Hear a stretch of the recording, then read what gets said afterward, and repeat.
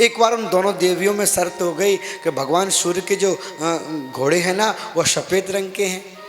माता बिनता तो कहती सफ़ेद हैं और माता कद्रू कहती हैं काले हैं। अब जो जिसकी बात सत्य निकलेगी दूसरी देवी उसकी दासी बन करके रहेगी। कद्रू अब भिन्नता के तो जो पुत्र थे गरुण और वरुण दोनों भगवान की सेवा में रहते हैं, वो तो थे नहीं वहां पर। इधर कद्रू के पुत्र ने कहा मैया तुम तो शर्त हार गई क्योंकि सूर्य भगवान के जो घोड़े वो तो सफेद हैं। तब तुमने कहा कि कुछ लीला ऐसी करो कि कम से कम काले तो दिखे। तो सारे सर्प जा कर के और सूर्य भगवान के उस घोड़ों को सबको ढक लिया सर्पों ने जा करके। अब दूर से देखने में ऐसा मालूम हो रहा था कि जो सूर्य भगवान के घोड़े हैं वो काले हैं। तो माता कद्रू जीत गई, भिन्नता हार गई, दासत्व स्वीकार किया। एक बार की बात जब गरुड़ भगवान छुट्टी पर आए अपने घर में तो माता को दुखी देखा, कारण पूछा, बताया तो कहा माँ तुमसे तो बड़ी भूल हो गई, आपको मालूम नहीं सूर्य भगवान के रथ के घोड़े तो सफ़ेद ही हैं, काले तो नहीं हैं। तब उनको सारा ज्ञान हो गया। तब उन्होंने क्या किया, एक एक से जाकर उन सर्पों को खाना प्रारंभ कर दिया। जब सर्पों को खाना प्रारंभ किया तो कद्रू ने उनको दासत्व से मुक्त नहीं किया। उन्होंने कहा तुम हमारे बच्चों के लिए, तेरा बेटा भगवान नारायण का पार्षद है, तुम उनसे अमृत ले आओ, अमृत हमारे बच्चों को दे दो, हम तुम्हें दासत्व से मुक्त कर देंगे।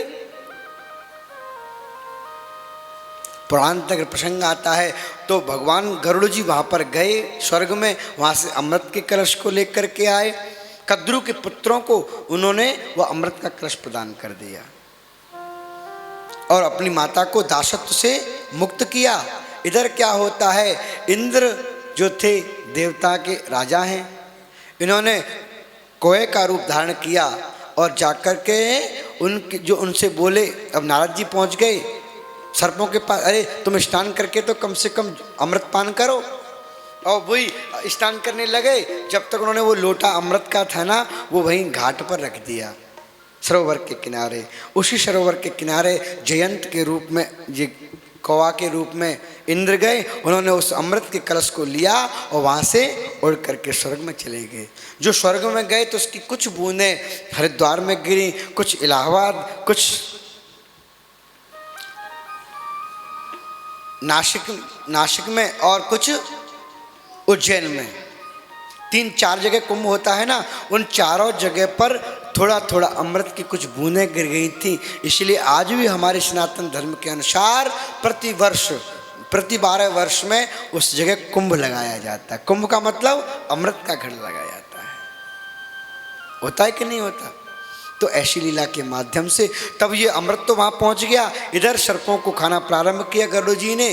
तो क्या हुआ, उन्होंने एक ये काली नाग था, उसको मालूम था कि यहाँ पर एक देवल मुनि के श्राप से कोई भी व्यक्ति यहाँ आकर के मांस मदिरा का सेवन नहीं कर सकता। काली घाट पर जो आएगा उसको मरने का श्राप था, इसलिए गरुड़ जी वहाँ पर काली नाग के यहाँ पर आए नहीं थे। काली नाग छुपा रहा था। भगवान ने कहा अब तुम्हारे सर पर हमारी मोहर लग गई, तुमको उसका कोई भय नहीं है। ऐसी लीला के माध्यम से यहाँ पर काली नाग पर कृपा की, उसको रमणक द्वीप भेजा और सभी ब्रजवासियों के साथ भगवान श्याम सुंदर आज अर्धरात्रि हो जाती है वहीं शयन करते हैं। और शयन के पश्चात क्या होता है, रात्रि के समय जो विष के कारण सारा वहाँ का वातावरण विषैला हो गया था, अग्नि लगाई और भगवान देखते देखते अग्नि का पान कर जाते हैं। उसी समय एक प्रलंबासुर नाम का दैत्य आया, उसने अग्नि का पान किया है। सुखदेव जी कहते हैं प्रभु इस समय शरद ऋतु का वर्णन सुंदर आया। शरद ऋतु में जो देवियाँ हैं, कन्या होती हैं ना, वह क्या करती हैं, हेमंत प्रथमे मासे नंद ब्रज कुमारिका। जो कन्याएं हैं, कार्तिक का सुंदर महीना सुबह जग करके और भगवान माता कात्यायनी की उपासना करती हैं। आपने देखा है ना माता कात्यायनी का दर्शन वृंदावन में, वही कात्यायनी माँ की उपासना करती हैं। कात्यायनी महामाये महायोगिन्य धीश्वरी नंद गोपसुतम देहि पतिम्मे कुरते नमः। माता कात्यायनी की सभी देवियाँ उपासना करती हैं। लेकिन एक अपराध करती हैं कि जल में वह स्नान करने जाती हैं, अर्धरात्रि होती है, कोई पुरुष तो रहता नहीं, तो वह नग्न स्नान करती हैं। मेरे गोविंद को बस यही बात पसंद नहीं है। अरे कुछ पुण्य करो, मत करो कोई बात नहीं, धर्म करो, अगर नहीं होता मत करो कोई बात नहीं, लेकिन कम से कम अपराध मत करो। अपराध पसंद नहीं है गोविंद को। जब गोविंद को मालूम हुआ तो उन्होंने क्या किया, खेली खेल में उनके वस्त्रों को लेकर कदम पर चढ़ गए। देवियों ने प्रार्थना किया, भगवान ने कहा नहीं नहीं, तुमको वस्त्र इस प्रकार नहीं दिए जा सकते। तब देवियों ने उनसे कहा, श्याम सुंदर ते दास्य करवाम तवोदितम देहि वासांस धर्मज्ञ नोचेत राज्ञे ब्रुवामहे। हे भगवान श्याम सुंदर, तुम धर्म को जानने वाले हो, आप हमारे वस्त्रों को प्रदान कर दो। कोई सत्पुरुष का यह काम नहीं है कि तुम किसी स्त्री के वस्त्रों को लेकर के पेड़ पर चढ़ गए। कन्हैया ने कहा नहीं नहीं, हमारे तो पेड़ कदम पर ये सुंदर सुंदर फूल आए हैं, लाल हरे पीले काले नीले। सुखदेव जी कहते हैं, परीक्षित, इस प्रकार भगवान ने उन देवियों को अब सबने प्रार्थना की तो भगवान ने कहा देखो तुम शिकायत करने जाओगे तो जाओ, हम तुम वस्त्र नहीं दे रहे। तब सब देवियों ने भगवान से प्रार्थना किया, कहा प्रभु आपके हम चरणों की दासी हैं, हम कोई शिकायत नहीं करेंगे। आज के बाद हम कभी भी किसी जल सरोवर में नग्न स्नान नहीं करेंगे, आप हमारे वस्त्रों को प्रदान कर दो। ठाकुर जी ने उनके वस्त्रों को प्रदान किया। अब एक बार की बात, भगवान श्याम सुंदर अपने घर में सो रहे थे। बोलो राधे राधे। भगवान अपने घर में सोकर के जगह सुबह सुबह देखते हैं कि माता यशोदा के रसोई से सुंदर सुंदर पकवानों की सुगंध आ रही है। भगवान जगते ही अपनी आंखों को मीड़ते मीड़ते मैया के पास पहुंच गए। मैया कहा कर रही है तू, आज सुंदर सुंदर सुबह ही जाग गई, तू बड़े पकवान बना रही, कुछ खावे को मिलेगो ना मिलेगो। मैया बोली लाला तू का भूखो सोयो रात में, सुबह मुँह धोयो ना कुल्ला कियो ना मंजन कियो, आके सीधो खावे पे आ गयो। चल आज तो जय जय की पूजा होगी, पूजा होने के लिए ये भोग बना रही, तुम जा बाहर। कन्हैया ने कहा ना ना मैया कोई बात ना, मैं थोड़ा सा खाऊंगो। ना ना लाला, बिना भगवान की पूजा के ना दिया गया आज तुझको, तू जा, इंद्र भगवान की पूजा होगी, यज्ञ होगा, भोग लगेगा, तब जाकर के तुमको प्रसाद मिलेगा। कन्हैया रोते रोते बाबा के पास गए। बाबा एक बात बताओ, ये जय जय कौन होवे? जय जय कहा भला को नाम है बाबा? मैं घर मैया के पास गए, मैया ने मुझे कुछ खाने को न दियो, इतने सुंदर सुंदर ढेर सारे पकवान बनाए मैया ने, लेकिन एक पकवान को खाने की तो बात दूर, मैया ने मुझे हाथों ना लगाने दियो। कह रही नाके आओ। सुखदेव जी कहते हैं राजन भगवान की ऐसी लीला। तो नंद बाबा कहने लगे वाला तू जाने ना है, कन्हैया भगवान जो होते हैं ना, भगवान का भोग लगा के पाते हैं, क्योंकि हम इंद्र की पूजा करते हैं। परजन्यो भगवान इंद्रो मेघातस्यात्ममूर्तया ते विपर्शन्ति भूतानां पीडनम जीवनम पयः। लाला जो भगवान इंद्र है ना, वह हम पर कृपा करके वर्षा करते हैं, और उनके वर्षा करने से क्या होता है, उनके वर्षा करने से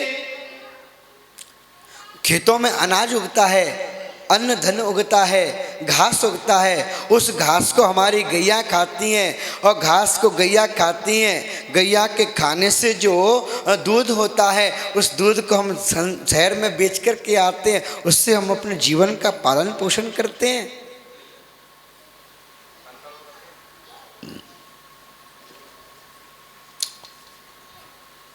पीड़नम जीवनम पया, उस दूध से ही तो हमारा पालन पोषण होता है।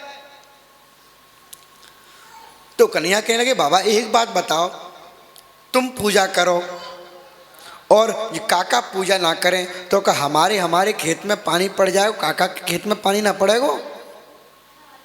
बाबा बोले लाला देख तेरी टेढ़ी मेढ़ी बात तो हमारी समझ में आवे ना है, तू जो बता के करनो कहा है। कि बाबा मैं तो आज तक संतन के मुक्ति यही सुन तो आ रहा हूं कि कर्मणा जायते जंतु कर्मणैव विलीयते सुखम दुखम भयम क्षेमम कर्मणैव विपद्यते। बाबा इंद्र अगर भगवान है, अगर वर्षा करना चाहता है तो वो तो एक खेत में कर सकता है, दूसरे खेत में नहीं करेगा, लेकिन ऐसा तो नहीं कर सकता। क्यों? क्योंकि कर्म से ही सारी सृष्टि का विस्तार होता है। कर्मणा जायते जंतु कर्मणैव विलीयते। और बाबा इंद्र कौन दुख देने वाला है, इंद्र कौन सुख देने वाला है? सुखम दुखम भयम क्षेमम कर्मणैव विपद्यते। अगर सुख भी मिलता है तो हमारे अपने कर्मों के द्वारा मिलता है, और दुख भी मिलता है यदि तो स्वयं हमारे कर्मों के द्वारा मिलता है। न तो कोई किसी को सुख देता है संसार में, न कोई किसी को दुख देता। रामचरितमानस का सुंदर प्रसंग, जब भगवान राम जी को वनवास हो गया, माता कैकेयी ने भरत जी को बुलाने के लिए दूत को भेजा।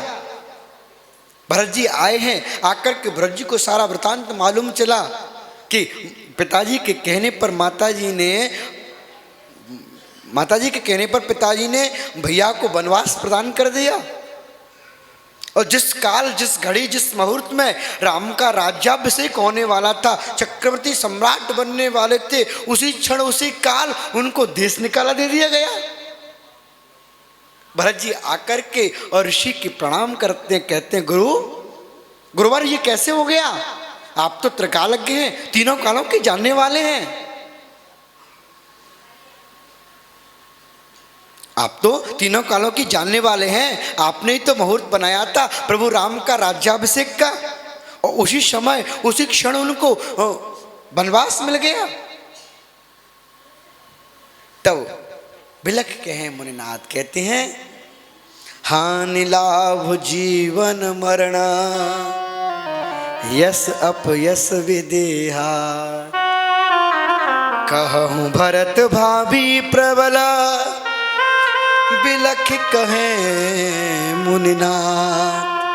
हानि लाभ जीवन मरण यस अपयस विधिहार। जो भी कुछ दुख मिलता है और जो कुछ सुख मिलता है वह स्वयं खुद के कर्म के अनुसार मिलता है। न तो कोई किसी को सुख दे सकता संसार में, न कोई किसी को दुख दे सकता। भरत हम जानते हैं, अरे हम त्रिकालज्ञ हैं तो क्या हुआ, हम यही मुहूर्ती तो बना सकते हैं, लेकिन बनाना तो हमारा काम है और सिद्ध करना तो मेरे गोविंद का काम है।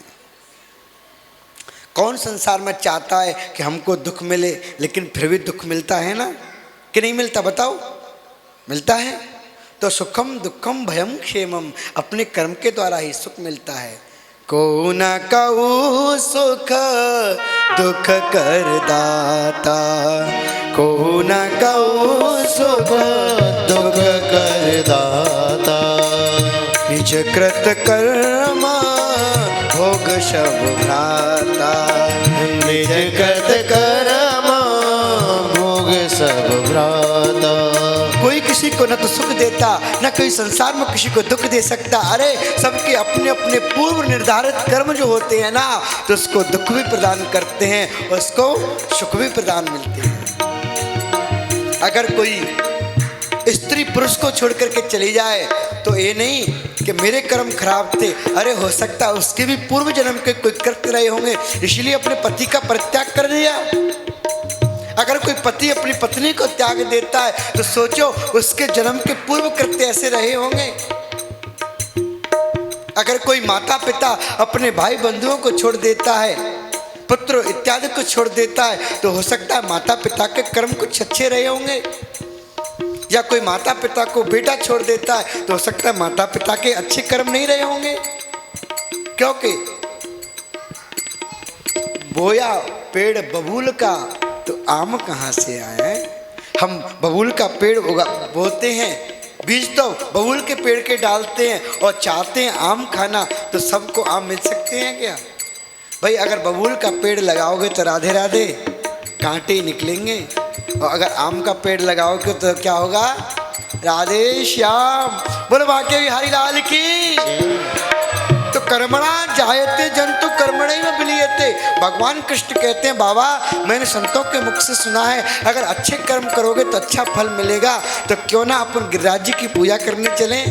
क्यों गिरिराज जी अपने समक्ष आ गए, ज़्यादा समय नहीं लगाना चाहिए। गिरिराज जी की पूजा करने के लिए सब ब्रजवासी लोगों ने छकटा सजा लिए।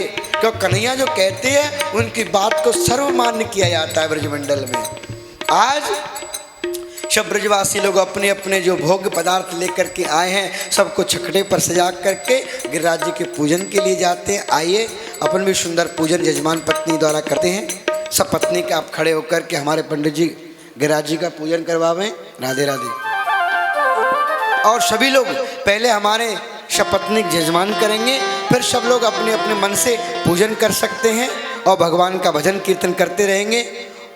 उनकी सुंदर देखो हमारे यजमान परिवार की तरफ से बहुत सुंदर आयोजन, सुंदर गिरिराज जी की स्थापना की गई। 56 भोगों को लगाया, बहुत सुंदर भोग पदार्थ को एकत्रित किया है। आइए सब लोग सुंदर भगवान का भजन करते हुए लग रहे हैं आ गए।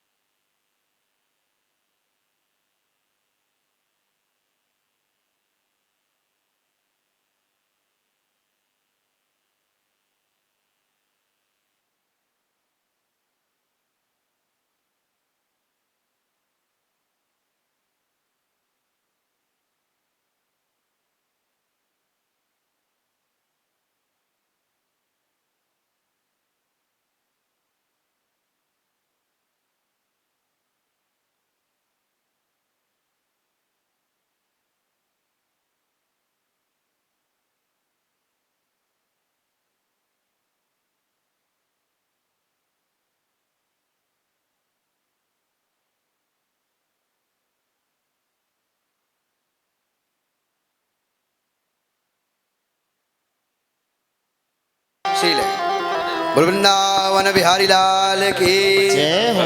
गिरिराज धरण की जय। बोलो गिरिराज महाराज की जय हो। जय जय श्री राधे।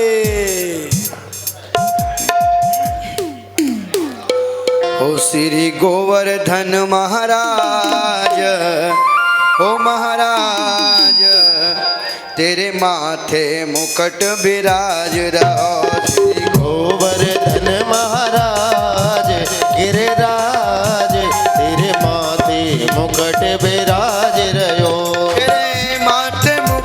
विराज रहो, तेरे माथे मुकुट विराज रहो, तेरे माथे मुकुट विराज रहो, तेरे माथे मुकुट विराज रहो। श्री गोवर्धन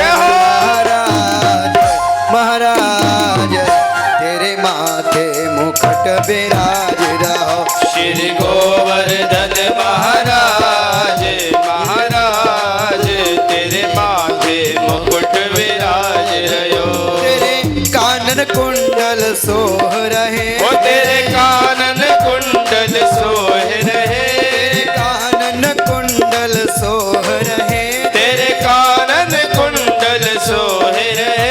और भ्रकुटी राधे। और भ्रकुटी जय हो। और भ्रकुटी बनी विशाल, ओ विशाल, तेरे माथे मुकुट विराज रहो। ओ श्री गोवर्धन महाराज महाराज तेरे माथे मुकुट विराज रहो। राधे। ऐसे नहीं दोनों हाथ उठाकर भाव से झूमते हुए राधा रानी की गिरिराज धरण की।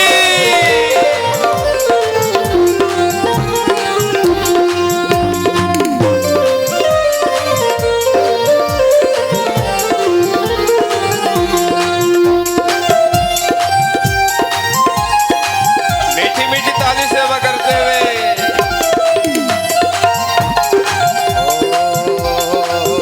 तो पे पान चढ़े, तो पे फूल चढ़े, तो पे पान चढ़े रे तो पे फूल चढ़े। ओ तो पे पान जय हो। चढ़े, तो पे फूल चढ़े, ओ तो पे पान चढ़े रे तो पे फूल चढ़े। पे पान चढ़े, तो पे फूल चढ़े, ओ तो पे पान चढ़े रे तो पे फूल चढ़े। और चढ़े जय हो। और चढ़े जय हो। और चढ़े दूध की धार, ओ धार, तेरे माथे मुकुट विराज रहो। श्री गोवर्धन महाराज महाराज तेरे माथे मुकुट विराज रहो। श्री राधे। बोलो गिरिराज महाराज की। जय हो। सभी लोग ताली बजाते हुए।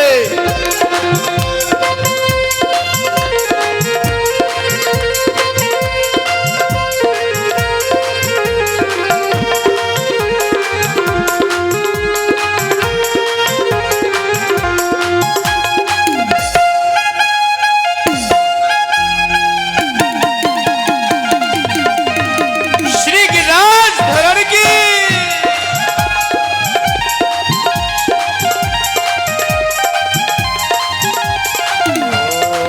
ओ तेरे माथे बेंगारोरी को, तेरे माथे पे दारोरी गो, तेरे माथे बेंगारोरी को, तेरे माथे पे दारोरी गो। और ठोड़ी पे, और ठोड़ी पे, राधे। और ठोड़ी पे हीरा लाल, हो लाल, तेरे माथे मुकुट विराज रहो। श्री गोवर्धन महाराज महाराज तेरे माथे मुकुट विराज रहो। सभी लोग देखो, ऐसे आनंद नहीं आएगा।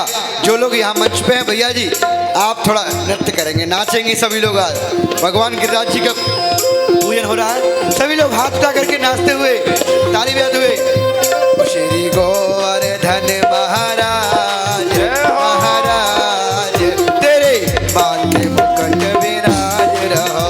श्री गोवर्धन महाराज महाराज तेरे माथे मुकुट विराज रहो। मस्ती से झूमते हुए श्री राधे।